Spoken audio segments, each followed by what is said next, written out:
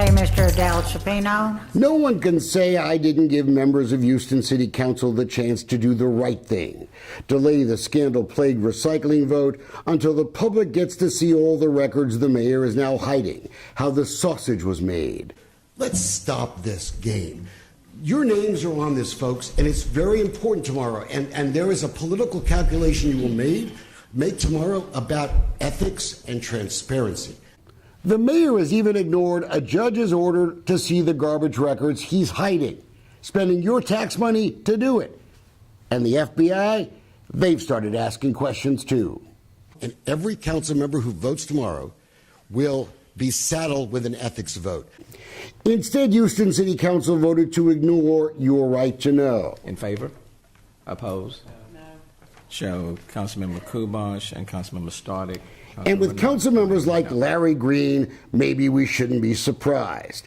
Green was just fine with keeping secret the records, explaining how a foreign company called FCC, owned by George Soros, was chosen over Houston companies. The scoring sheets, the names of the evaluators, even what the contract says, all kept secret from you. Who does that, Wayne? I mean, does IBM do that? Does IBM, prior to letting a contract out, provide the non-winning bidders copies of their scoring criteria? Does IBM do that? Does Coca-Cola do that? Nobody does that. Okay, Councilman Green, I'll take the bait. First of all, in case you didn't know, IBM and Coca-Cola are private companies. You're a public servant spending public money. And if you worked for Coca-Cola and you told the president of the company you wouldn't show him the company's records, you'd be fired. We've done what we needed to do. Jerry Davis apparently thinks fighting for your right to know is just a way for us to get attention. Carlos Cisneros voted to keep you in the dark, too. Our neighborhood is a mess. Of course, she refused to help her own constituents stop an outdoor mosh pit from blaring dirty music into their homes on school nights. Voters should remember the rest who refused to delay until the whole truth was out. Ellen Cohn, Dwight Boykins, Dave Martin, Robert Gallegos, David Robinson, Amanda Edwards, Jack Christie. What was the big rush anyway? Houston has recycling contracts good for another year and a half. FCC will take more than a year to even build a plant. Why did the mayor choose to play a game with EcoHub? Yes, a game. The company originally was chosen to recycle trash and end big landfill contracts. EcoHub had $800 million of its own money to build a plant. It would employ 1,000 people, could cut garbage costs by up to $40 million a year. EcoHub had even offered to share profits so firefighters could get a raise. The mayor had signed a letter used in a federal grant claiming negotiations with EcoHub were almost complete. But the mayor had actually ordered a new bid months before, never bothering to tell the company he had declared the EcoHub deal dead. EcoHub complained about the new bid, and the mayor ignored them. Is that the way we treat Houston companies wanting to save taxpayers' money and clean up the environment at the same time? What's wrong with transparency? You're going to choose who you're going to choose, but the process by which you got here is dirty. You would think after months of critical news stories about this process, all the questions about secrecy, the court suit, the city attorney would actually come to the meeting prepared to give answers.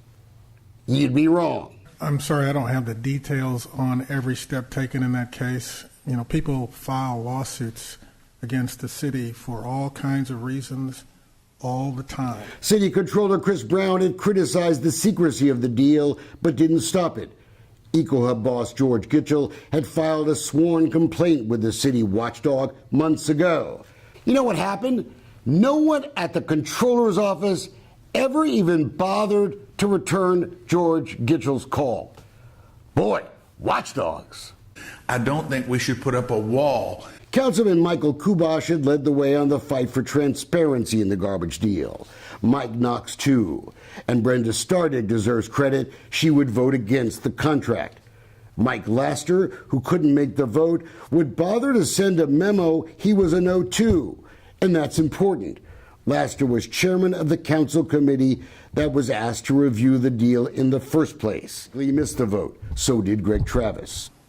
You go and talk with anybody in the legislature, no one questions my transparency or fairness. I'm the one who carried the open records bill myself. The mayor apparently thinks if you tell people you're transparent enough, they'll fall for it. It's wrong. Since the mayor wrote the law, he knows the city is now breaking it. The EcoHub investigation has already exposed ethical questions about garbage boss Harry Hayes, his emails among those being kept secret. We now know that Mayor Turner is routinely conducting city business on an outside email server, avoiding public scrutiny. We know the mayor is hiding some of those emails too. We filed a criminal complaint with the DA, Kim Ogg. She's got to get those records. If the mayor doesn't voluntarily turn them over, she should subpoena the records. Let the sun shine in, Mayor. What are you hiding? I'm always sort of intrigued when politicians talk about what a great deal something is. This is the best deal we're going to get. Well, you should be proud of it. You should be proud of this deal if it's so great. Let everybody see how the sausage was made. What's the big deal?